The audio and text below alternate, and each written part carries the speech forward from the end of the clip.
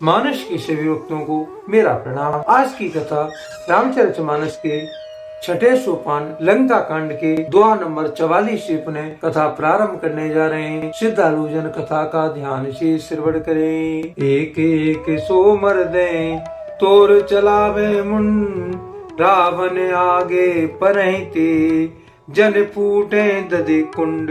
सियापति राम जय जय राम, मेरे प्रभु राम सीताराम। प्रभु की कृपा भय सब काजू, जन्म हमारे सुफल भाजू। तुलसीदास जी इस दोहे का भावार्थ इस का रचते हैं। एक को दूसरे से रगड़कर मसल डालते हैं और सिरों को तोड़कर फेंकते हैं। वे सिर जाकर रावण के सामने गिरते हैं और ऐसे फूटते हैं मानो दही के कूड़े फूट रहे हो। महा मुखिया जे पावे, ते पद गए प्रभु पास चलावे। कहे विभीषण तिनके नामा, देह राम तिन्हु निज धामा। जिन बड़े बड़े मुखियों प्रधान सेनापतियों को पकड़ पाते हैं, उनके पैर पकड़कर उन्हें प्रभु के पास फेंक देते हैं। विभीषण जी उनके नाम बतलाते हैं और श्री रामचंद्र जी उन्हें भी अपना धाम परम पद दे देते हैं। खल मनोजाद दुजा विषि भोगी, पावे गत जो जाचत जोगी। उमा राम मृद चित करुणा कर, भैरव भाव सुमिरत मोहि निठर।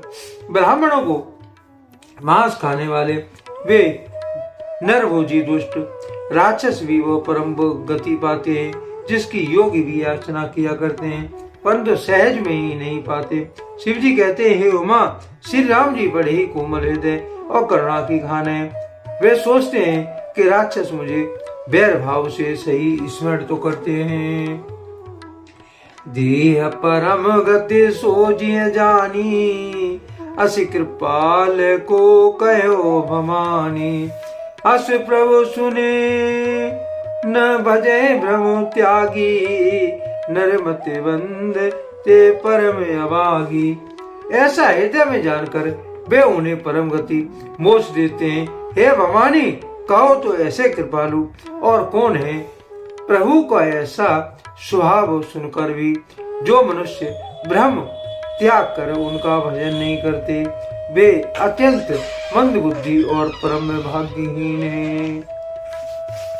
अंगद और हनुमंत प्रवेशा, कीन दुर्ग अस कहे अवदेशा। लंका दो कपि सोए कैसे, मते सिंधु दुए मंदर जैसे।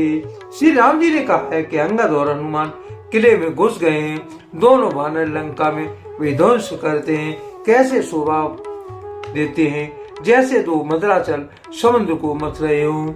भुज बल रिपु दल दलमल, देख दिवस करयन कूदे जुगल विगत श्रम। आए जय भगवंत सियापति राम जय जय राम, मेरे प्रभु राम सीताराम। प्रभु की कृपा भय सब काजू, जन्म हमार सुफल भाजू। इस दोहे का तुलसीदास भावार्थ इसका लिखते हैं। भुजाओं के बल से शत्रु की सेना को कुचलकर और मसलकर फिर दिन का अंत होता देखकर हनुमान और अंगद जी दोनों कूद पड़े और श्रम थकावट रहित होकर वहां आ गए जहाँ श्री भगवान जी राम थे। प्रभु पद कमल शीश तिन नाये, देख सुबटे रघुपति मन भाए। राम कृपा करे जुगल निहारे, भय विगत श्रम परम सुखारे। उन्होंने प्रभु के चरण कमलों में सिर नवाए। उत्तम योद्धाओं को देखकर श्री रघुनाथ जी मन में बहुत प्रसन्न हुए। श्री राम जी ने कृपा करके दोनों की ओर देखा, जिससे वे श्रम रहित और परम सुखी हो गए। गए जाने अंगद हनुमाना, फिरे भाल मरकट भट नाना। जातु धान प्रदोष बल पाई, धाये कर 10 शीस दुहाई। अंगद और हनुमान को गए जानकर सभी भालू और वानर भी लौट पड़े। राक्षसों ने प्रदोष सायंकाल का बल पाकर रावण की दुहाई देते हुए वानरों पर धावा किया। निश्चरे अनी देख कप फिरे, जयते कट कटाए भट भिरे। दो दल प्रबल पचार पचारी, लरत सुबट नहीं माने हारी। राक्षसों की सेना आती देखकर वानर लौट पड़े और वे योद्धा जहां तक कटकटाए भिड़ गए। दोनों ही दल बड़े बलवान हैं। योद्धा ललकार ललकार करके लड़ते हैं और कोई हार नहीं मानते। महावीर निश्चर सब कारे, नाना वरण बली मुख भारे। सबल जुगल दल समबल जोधा, कौतुक करत लरत कर क्रोधा। सभी राक्षस महान वीर और अत्यंत काले हैं और वानर विशाल काय तथा अनेकों रंग के हैं। दोनों ही दल बलवान हैं और समान बलवान योद्धा हैं। वे क्रोध करके लड़ते हैं और खेल करते वीरता दिखलाते हैं। प्राविट सरद पयोद घनेरे, लड़त मनो मारुत के फेरे। अनिप अकंपन अरित काया, विचलित सेन कीनी माया। राक्षस और वानर युद्ध करते हुए ऐसे जान पड़ते हैं मानो क्रम से वर्षा और शरद ऋतु के बहुत से बादल पवन से प्रेरित होकर लड़ रहे हो। अकंपन और अतिकाय इन सेनापतियों को अपनी सेना को विचलित होते देखकर माया की वयो निवेशे महु अति अंधियारा, भ्रष्ट होए रुद्रोपल छारा।